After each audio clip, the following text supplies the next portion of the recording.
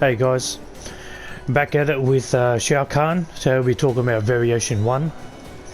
Variation 1 has I could say very good pressure, restand, you know, it comes with that sort of move.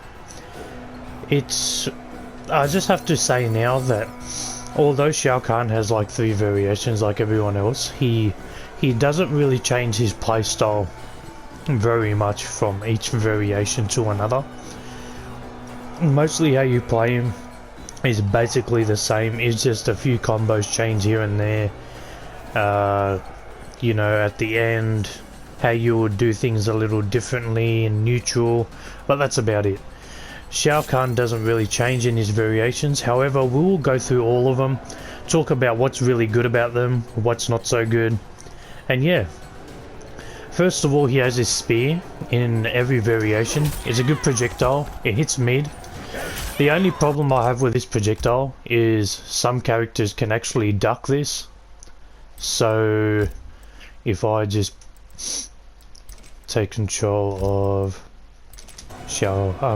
Frost, and then I do a projectile, I can literally duck this.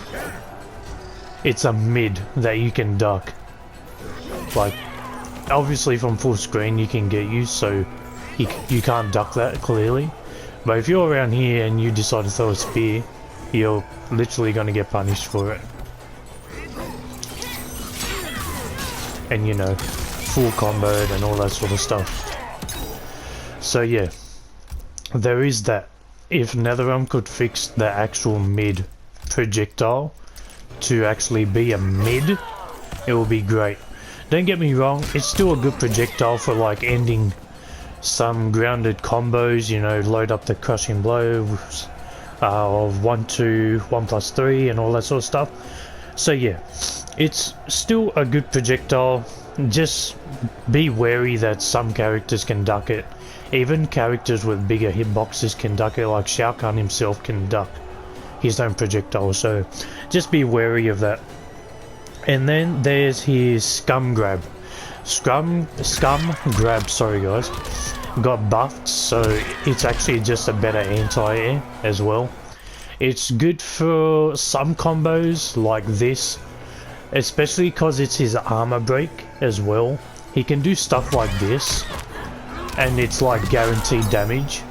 And he can do stuff like this, which is guaranteed damage. All that sort of stuff. So even if the opponent tries to break away like super fast as possible, it's not gonna, it's all guaranteed, so they can't escape this. Well, they actually, wow, they can't break away there. So there you go, you can't break away after forward 2-1, because that's I guess they've changed the timing to break away there. But yeah, you can't escape that sort of damage right there.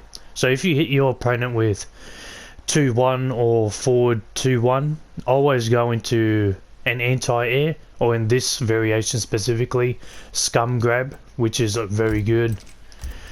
Like I said, guaranteed damage, not going to escape it. If they do break away, well, good luck to your opponent, they just lost 2 bars for nothing. And you have to remember that it is also a combo ender in this variation specifically, so I could do something like this. But you have to remember it changes sides. That's the only thing. So if you want to corner your opponent, or they're already in the corner, I suggest not using Scum Grab to end the combo, because it will change sides and obviously give away your corner pressure. And then there is his shoulder charge, sorry. This is his main combo extender. Pretty self-explanatory. Don't do it on block, super unsafe. Classic launcher. I'll just do a quick combo. There you go. And this is also another breakaway, armor break. So even if you launch the opponent, you can just do the down shoulder charge if you think they're gonna break away. The only thing about this is you have to commit to armor breaking. So if you think your opponent is gonna break away straight away, then obviously you make the read. And yeah, but the problem is if they don't break away, say they don't break away, right? And you go for the read, because it's a read. Why is he not doing it? There we go. So yeah, if you go for it, it's a read. You can't react to the opponent breaking away after shoulder charge. Let's be honest, because it's a quick move and it launches really quickly. So if they break away straight away and you guess right, you're gonna get really good. Well, basically relaunch them for another combo, right? But if you guess wrong, this is how much damage you will be getting, which is about 20%. It's not bad if you guess wrong. It's just, you know, not 35%, which is what his normal combo is. So just be wary of that, guys. The armor break has to be a read with the shoulder charge. Now, there's also hammer lunge. This is a universal move as well, which is this right here. It's an overhead. This is good for closing the gap sometimes. I see a lot of Shao Kahns pre-patch use this move, and they'd mix it in with the amplifier because both of them are unsafe on block. But there is sorry guys, there is I don't know if it's a mix-up you would say, but they can like amplify on block, so be careful. They don't really want, you don't really want to get caught by the amplifier, you know what I mean? Because then he's in your face again because he's plus 26. If you wave dash, you're literally in their face again. So yeah, just be careful of that. Also, in this variation specifically, he has ridicule and humiliate. So ridicule is a good damage buff. It is also, now I know it is a 95 frame startup, which is more than a second, but if you're full screen and you land a spear, you can literally go for this and it's basically guaranteed. They can throw a projectile back and obviously they'll hit you, but the buff will still come off. So you sort of have to trade a little bit to get it off, but yeah, it works. And then there's humiliate. It's a good debuff for the opponent's damage, and especially if they crushing blow you, it really reduces the damage. So that's a big plus for doing humiliate instead of ridicule. But you know, if you do ridicule, you'll get ridiculous damage if you hit them. It's a really good buff. I just wish it was a bit faster. That way, you know, if you did this and then did this straight away, it's like guaranteed. Like they can't actually hit you. You can block straight after whatever projectile they're throwing at you. That would be nice if NetherRealm could change that as well. Specific to this variation also, there is ground shatter, which is this move. This move is a good combo ender. It's a restand. The only problem with it on block is, and it makes some mix-ups, like there's some mix-ups like this. So obviously that's an overhead and it's flawless blockable, but you can also do this sort of stuff. As you can see, like both of them are unsafe on block, both are minus 18. If you don't want to deal with the amplify, you can poke in between the amplifier. So I'll show you guys that real quick. Whoops. I make this mistake in every video, I swear.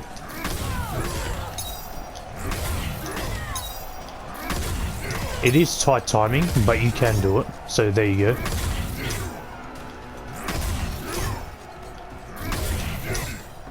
So yeah, that's a total counter. They lose their turn and they basically spent bar for nothing. So also, if you're a Shao Kahn player, do it at your own risk. I've warned you of it. But yeah. Anyway, there is also, oh, let's continue with this move. It's a really good restand, like in the corner. Mid-screen, it's not that bad, but it's not amazing either. It just negates their wake-up options. That's really all it does. I mean, I'll do a simple one. So obviously you're +7, but like all this distance +7 basically means nothing, especially if you have a high that reaches and not a mid. You have back 2, but back 2 doesn't really reach. So if you do back 2 from there, it doesn't even reach, and you're +7. So the opponent can basically do anything. My opinion is, if you're doing combos in this variation, always end in Scum Grab, because that's his better combo ender. If you're a Shao Kahn player and you play this variation, put in the comments below if you guys have any other combo enders that are better than what I'm letting people know. Please correct me if that is so, because I'm not a Shao Kahn main. I love playing him, but I don't play him, you know, in Combat League or tournaments or anything like that. So yeah, that would be great. And then there is Wrath Hammer. What is Wrath Hammer's inputs? I don't really use this move. It's a mid. Now the crushing blow requirement is you hit it once and then you hit it again. To be honest, I don't use this projectile much. I probably should do, because since this misses like around here when the opponent ducks, this is a safer option. And I'm pretty sure on block it's not bad. Whoops, sorry guys.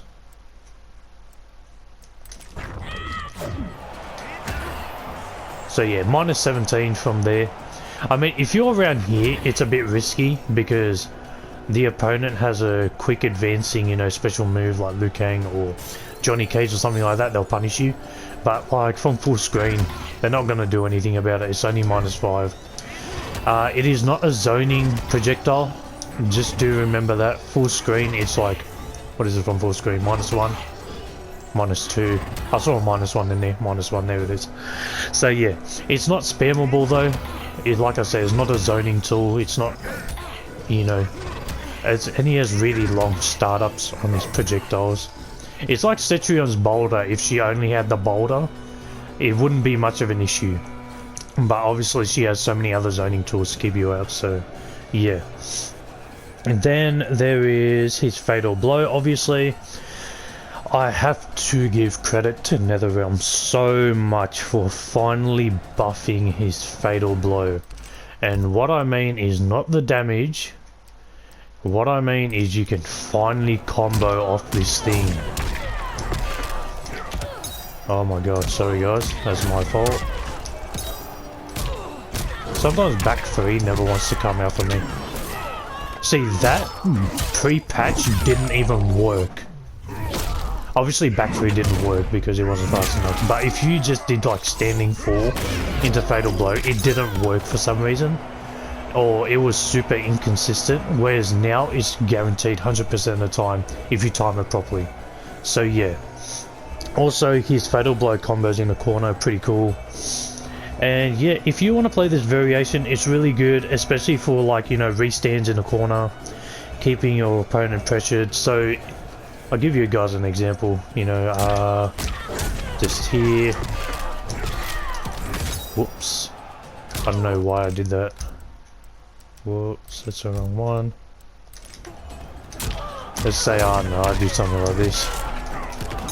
I always do standing 4 too early in the corner. Something I've got to work on, it's too late. So there you go, +7 again, which basically means your 10 frame mid, sorry, is like 3 frames, so they got to deal with this, especially because it's, you know, the restand. They have to deal with this. Like I said before in the actual character breakdown, if you had a flawless block, this you know, is forward 3-4, the second hit, you can just do forward 3 and then throw, you know, just to throw people off, or forward 3 into a special move. I don't recommend doing a special move though, because it's super risky, especially because he doesn't have very good I mean, you could do something like that, but I bet that's like super unsafe on block. I'll just try it. Yeah, it's like -18. So yeah, do it at your own risk. There is counters for flawless blocking. I just don't know about them because I'm not a Shao Kahn main. But like I said, if you guys know something that I don't or I missed out, please put it in the comments below. And, you know, help everyone, build a community. Literally my channel is for everyone to make friends in the MK community, you know, and get along and help each other, because let's be honest, we don't want all the scrubby, you know, players to be playing MK because it's not fun. But when you lose to a good player, you don't go like, oh, I got cheated out of that. You're like, you know what, I lost, whatever, right? But if it's like, you know, a scrubby player and you'll be like, wow, I got cheesed to death, that's what creates hate among the community. And that's what I don't want. I want people to get better at the game so there's less of that. But anyway, that's been variation 1. I'm going to put combos, you know, straight after this. I'm going to timestamp that below. Anyways, I'll see you guys later for variation 2.